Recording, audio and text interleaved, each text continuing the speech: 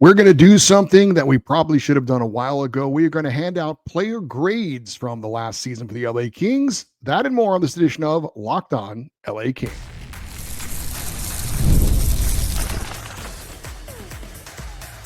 You are Locked On Kings, your daily podcast on the Los Angeles Kings.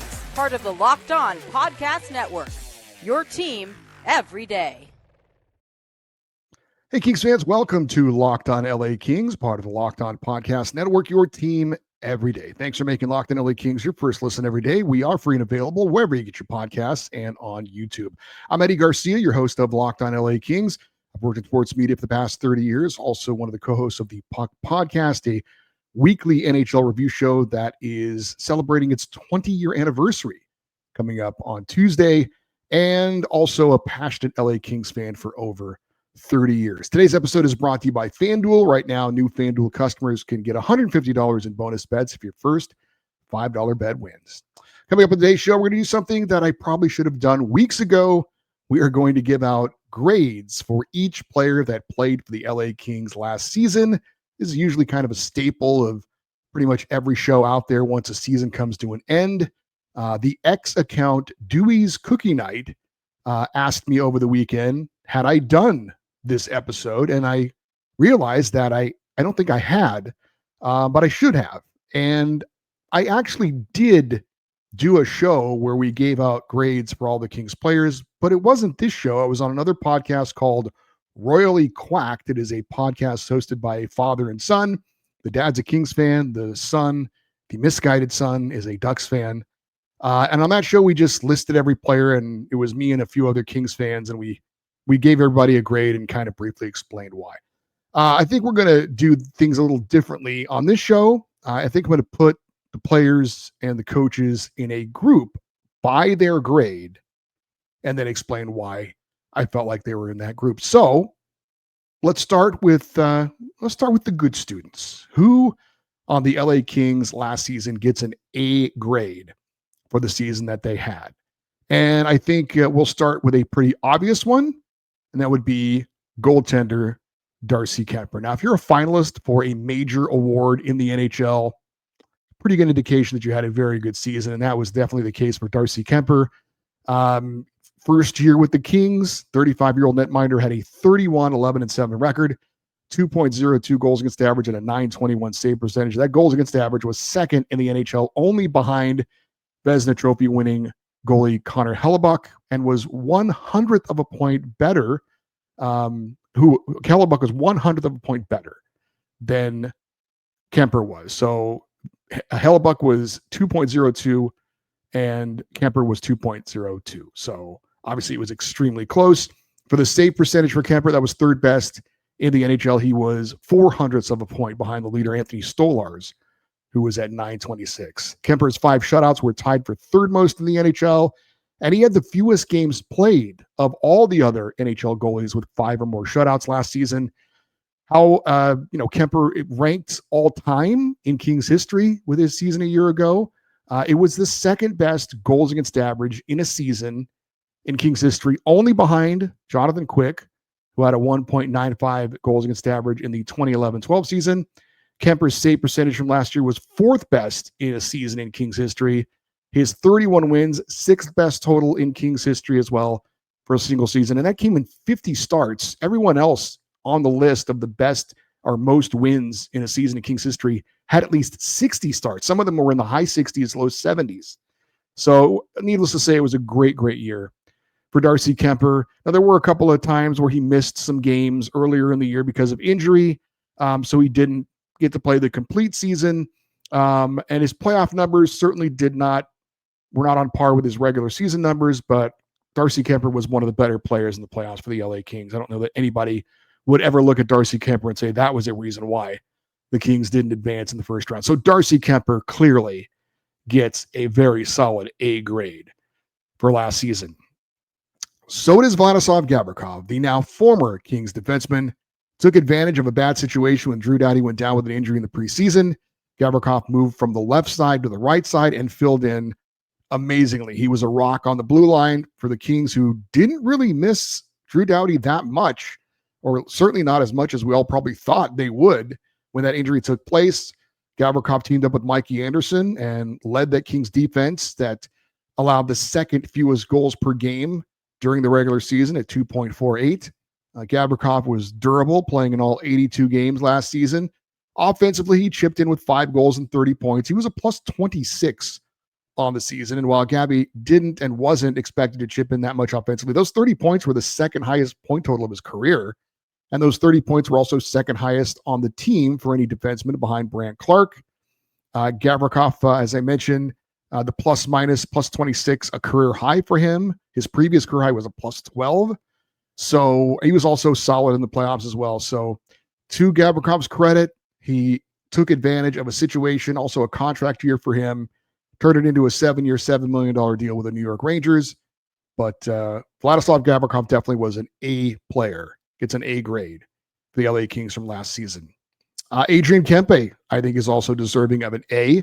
Led the Kings with 73 points, tied for the team lead in goals with 35 with Kevin Fiala.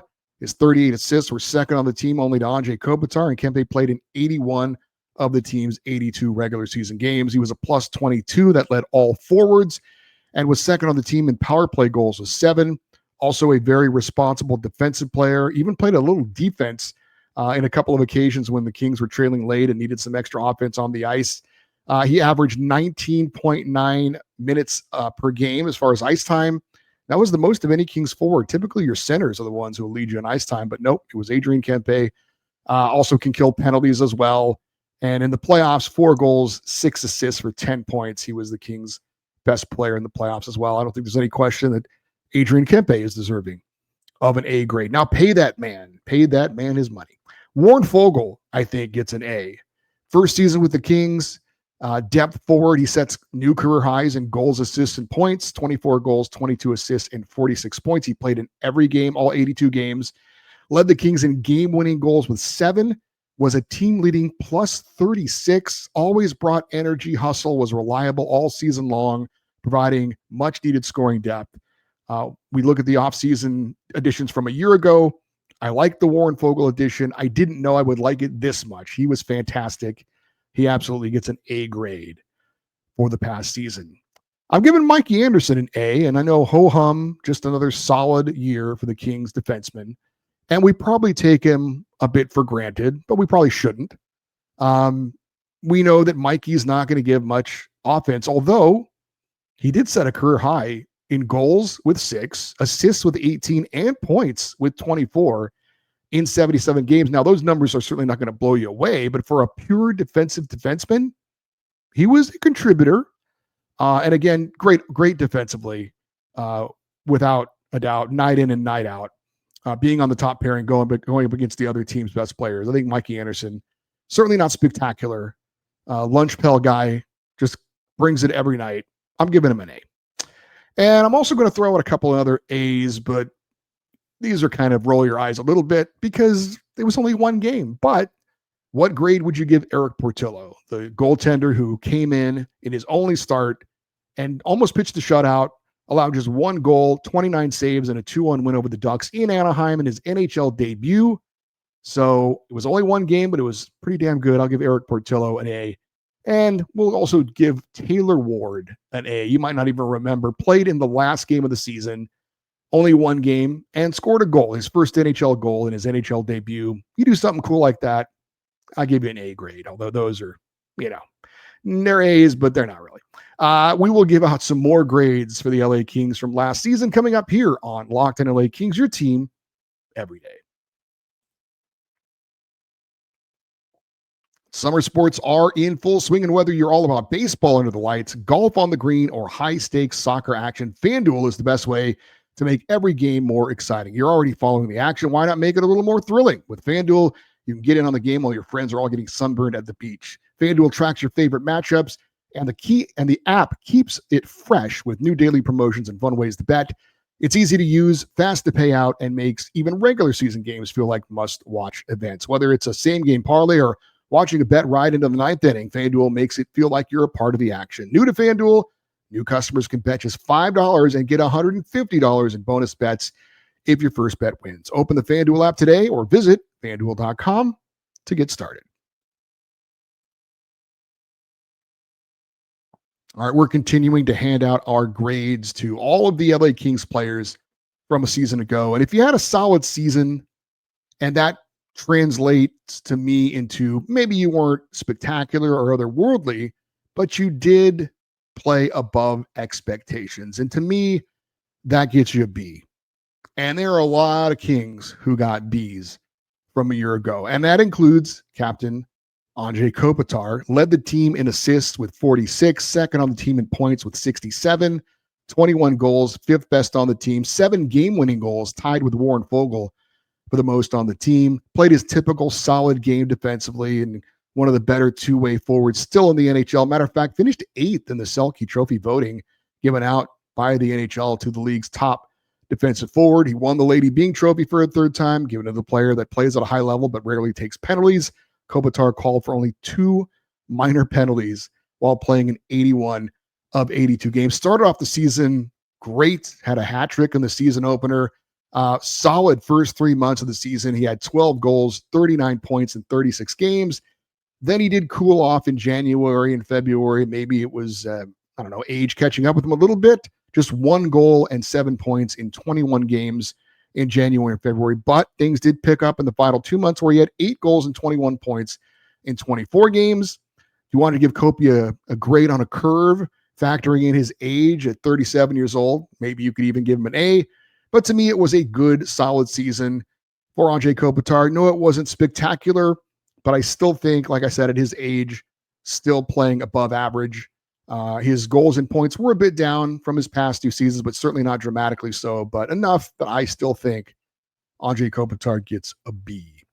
The man who the Kings hope will one day fill Anze Kopitar's skates, maybe as soon as next year, is also getting a B, and that is Quinton Byfield. Now, unlike Kopitar, he did start slow, but came on late and showed some amazing flashes of skill in his first full season of playing at the center position. So more responsibilities on his shoulders. Maybe that was why he started off a bit slow, but once he kind of got used to playing that position at the NHL level, seemed to get comfortable and seemed to play a lot better. Later in the year, finished with a career high 23 goals, was 1 away from tying his career high for points in a season with 54, finished a plus 16 on the season. And while the numbers didn't take a big jump, I do think that last season was a step forward for Q, especially with the numbers being where they were and him moving to center full time. As I mentioned, he did have that streak of 6 goals in 6 games in March and showed how dynamic he can be, just needs to be more consistent with it. There was that unfortunate non-clear of the puck out of the zone in the playoffs against the Oilers. Hopefully, Q will use that mistake to drive him to work harder and be a better player. I know he said in his exit interview that he felt like he let the team down.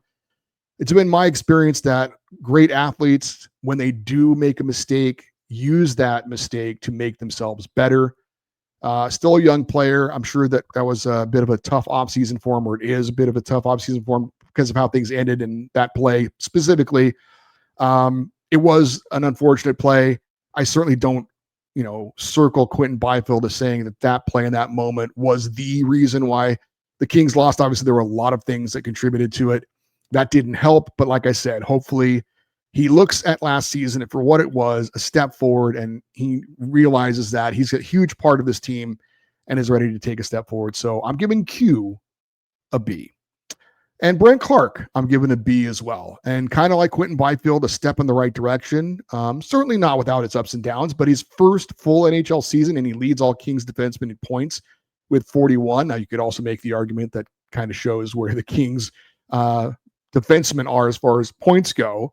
They certainly don't have an elite offensive defenseman yet. Hopefully, Brent Clark can turn into that at some point. I think, you could even make an argument for Brent Clark to get an A for last year.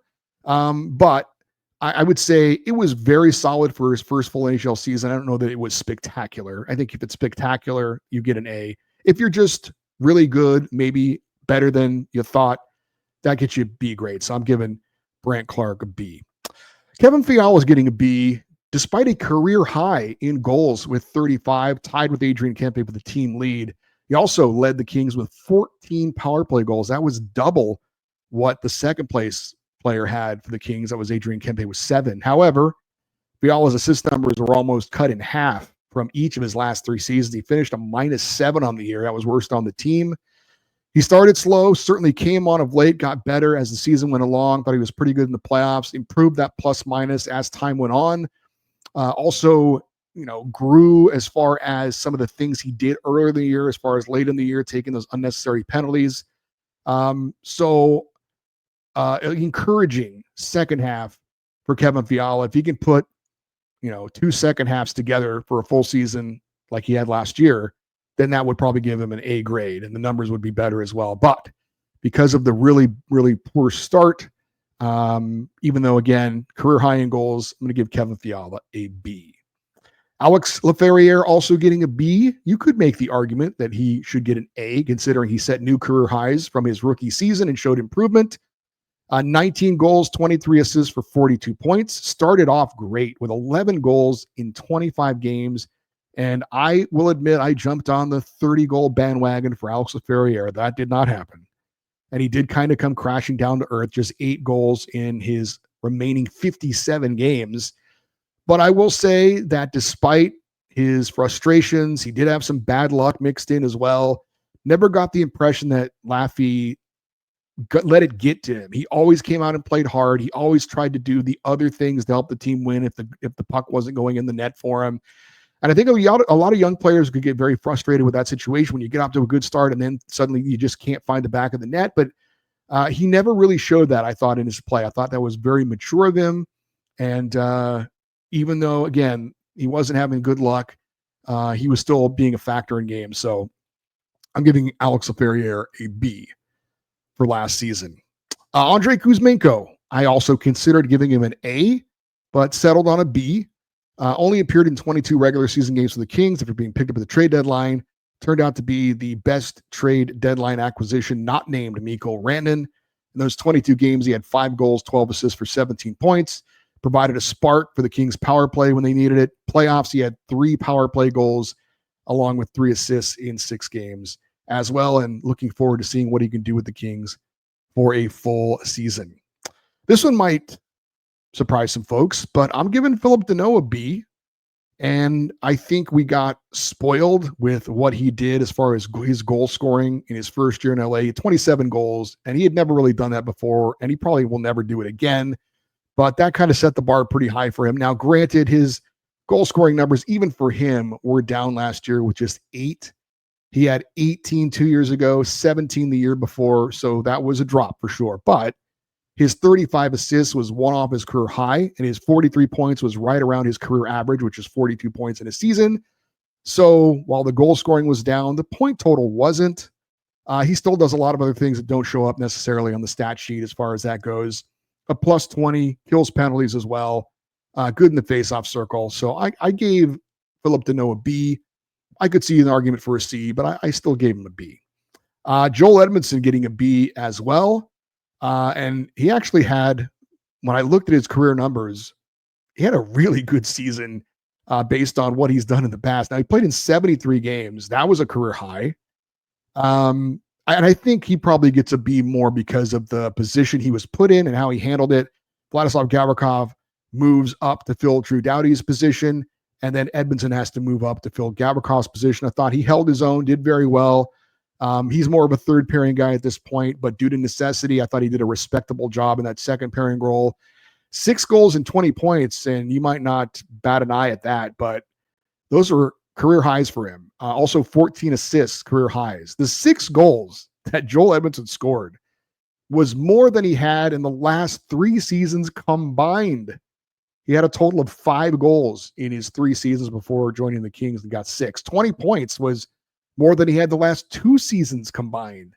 And like I said, the 73 games were career highs for him. So it was actually a really big year for Joel Edmondson. Hopefully he can repeat that this coming season. I'm giving Jordan Spence a B. 79 games, 4 goals, 28 points, career highs for games played, career highs for goals, assists, and points, although not by much, but still. Plus 23 rating, was 4th best on the team. That was pretty impressive. Of course, no longer a part of the team, but I thought Jordan Spence played better than just average. I thought he was above average. That's why I gave him a B. Alex Turcotte, I also gave a B. And frankly, I just almost want to just give him a B because he stayed relatively healthy for most of the season, which was something that we weren't sure that he could do. Now, he didn't play in all 82 games, played in 68, but considering his bad luck he's had staying healthy of late, we'll take it. He didn't really have a defined role with the team, was moved around here and there, but always played hard, came with energy, finished with 9 goals and 16 assists for 25 points in his first full NHL season. I give Alex Turcotte a B. And also Samuel Hellenius gets a B from me, and you might think, why?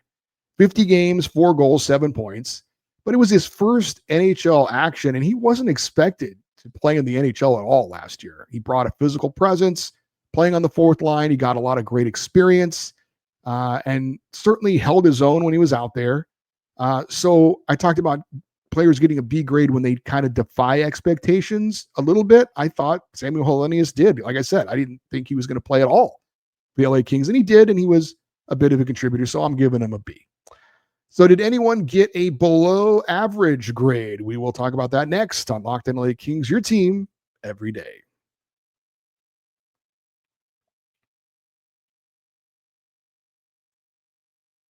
All right, we're giving out player grades for last season for the LA Kings, and we now have our C players, and I'm giving Drew Doughty a C.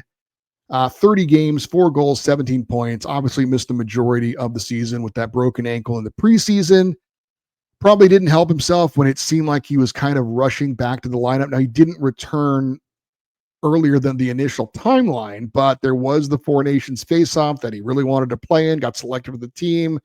Seemed like he was pushing more for that necessarily than playing for the LA Kings, and it never seemed like he was 100%. Still, the 24 minutes and 8 seconds of ice time he did average in the Kings lineup was more than any other skater, which in hindsight seems pretty ridiculous considering what he was coming back from. So, Drew Doughty, Kings legend, certainly a incomplete season for him, but I'm going to give him a C. I thought he was passing, but certainly not above expectations or anything. I give Tanner Jeannot a C, led the team in hits with 211, 67 games, 7 goals, 13 points, mostly playing on the fourth line. He did what was expected of him. He brought that physical edge. The Kings, I would have liked to have seen how he could have been in the playoffs for the Kings. That didn't help. But all in all, I thought Tanner Jeannot did what we thought he would do, and that gives you a C grade. There's an argument for Trevor Moore not getting a C. There's an argument for Trevor Moore getting a D.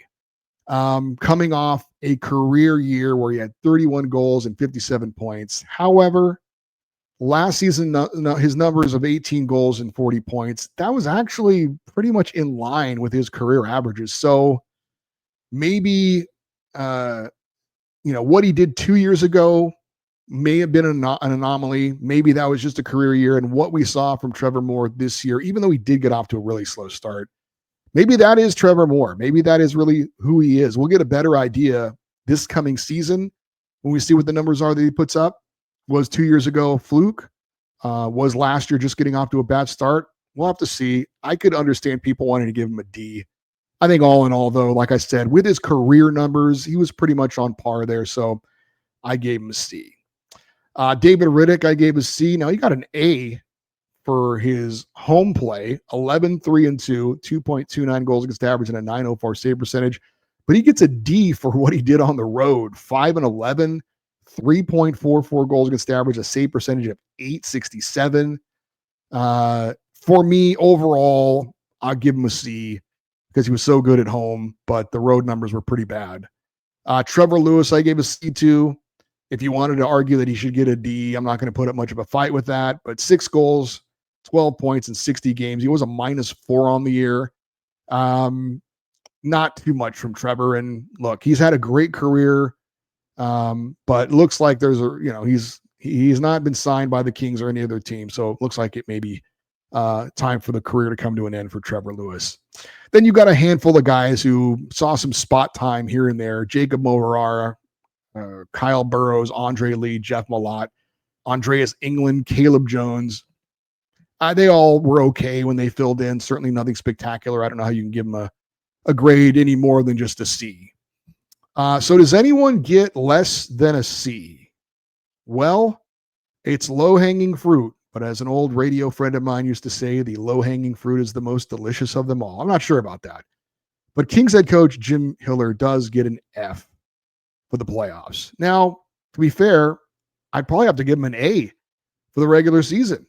But Hiller was like that student that shows up for every class, turns in every assignment, and you would have thought this kid's going to do just fine on the final, and then he just bombs. Folds under the pressure, which was a bit weird because even though last year was Jim Hiller's first full season as an NHL head coach, it wasn't his first playoffs. When he took over as interim coach, he coached the Kings last year in the playoffs, and you didn't really see any red flags that postseason that made you think, oh, this guy is way over his head. But we sure saw it this year. And I guess if you're giving him an A for the regular season and an F for the playoffs, I don't know. I maybe give him a D. Maybe, to be fair, maybe it should be a C if you're combining the two. But I don't know. Just the playoffs and the way it went was so bad and so disappointing. And I get it. Franchise record, tying a franchise record for wins and points in a season. In your first full NHL season, that should get you a ton of praise, but it went so bad in the playoffs. Hard to give Jim Hiller a passing grade for that. So I think that's everyone. I don't think I missed on anyone. I know Phoenix Copley played like a few minutes of one game. I'm not going to grade him on that. But there you go. You can certainly accuse me of being a teacher who is very lenient, so to speak, with the grades. But at the same time, it was a great regular season for the LA Kings. And I have a hard time kind of just flushing all that because of how the playoffs went. And when you're giving overall grades, I think there's a lot of, like I said, a lot of B grades, couple A's, some C's. But I don't know that anyone, you can make the argument, I guess, if you're going to look at one guy, maybe Trevor Moore, who really, really underachieved last year. But like I said, I'm not sure who the real Trevor Moore is. Like I said, we'll have a better idea based on what he does with this coming season. So those are my grades. I'm sure there are some people that I'm sure everyone thought I nailed it. You guys thought, man, that was great. I agree with everything he says. No, you don't think so? Well, we do have a feedback show at the end of the week. If you have any major issues with any of the grades that I gave out and you want to put your 2 cents in, you are more than welcome to do so. I would probably ask that you don't give the whole list of the entire team. Maybe just pick out if there was a real problem you had with any of my grades and you want to specifically point those out, feel free to do so for the feedback show. But yeah, we'll see if you guys have any thoughts you want to share on that. We've got the feedback show coming up on Friday. And also something else I wanted to throw out there. I was going to try and mention this on the last feedback show, but I just didn't have time. We're going to try an episode, and it is the off season. August is always the toughest one because that's the real dead spot in the NHL. But we're trying to give you a show at least 5 days a week. So we're going to have an episode of Ask Eddie. I teased this, I think last week. Hopefully it's something fun. Hopefully it's a better way for me to kind of connect with you guys by giving you some more information about me. It's a show where you can ask any question you want. I would ask that you keep it tasteful. And you can ask hockey questions if you want, but it is more fun if you don't. It's more fun if you have fun with this and ask me whatever you want, and I will give you the best answer that I can. I've done shows like this. Matter of fact, the radio show I used to be on, the Ben Maller Show, we did it once a week, and it was always my favorite segment, and had a lot of fun with it. So if you are interested in submitting a question for Ask Eddie, you know the email address, lockedoneddie@gmail.com. I would ask that in the subject line you put Ask Eddie so I can pick those specific questions out. So once we get enough questions, we'll have the episode. Don't know if it'll be this week or next week or whenever. But again, if you're interested in that, send whatever question you have on your mind about the host of this show, Ask Eddie, and we'll hopefully have some fun with that. And for you everydayers, those you listen and watch Locked On LA Kings every day, we are going to be joined by the host of Locked On NHL Prospects, Sebastian High. He was on before the NHL draft. He's going to rejoin us to give us his thoughts on what the Kings did in the 2025 NHL draft this year. He'll give his grades, I assume, something like that. And if you want to, again, the feedback show coming up as well at the end of the week, email address once again for that, and the Ask Eddie questions as well, lockedoneddie@gmail.com. Watching on YouTube, there's a comment section. You can post your thoughts there as well. And we'd ask you stay connected with the show on social media, X, Twitter, Instagram, TikTok. We are at Locked On LA Kings. And if you're looking for some exclusive content while also supporting your host, shoot me an email, lakingsextra@gmail.com. We'll get you the information for that. We had a live chat over the weekend and some exclusive content over there as well. lakingsextra@gmail.com if you're interested in that. All right, I'm Eddie Garcia. Thank you for listening and watching Locked On LA Kings, part of the Locked On Podcast Network, your team every day. Have a great rest of your day. We'll talk to you next time. And as always, go Kings, go.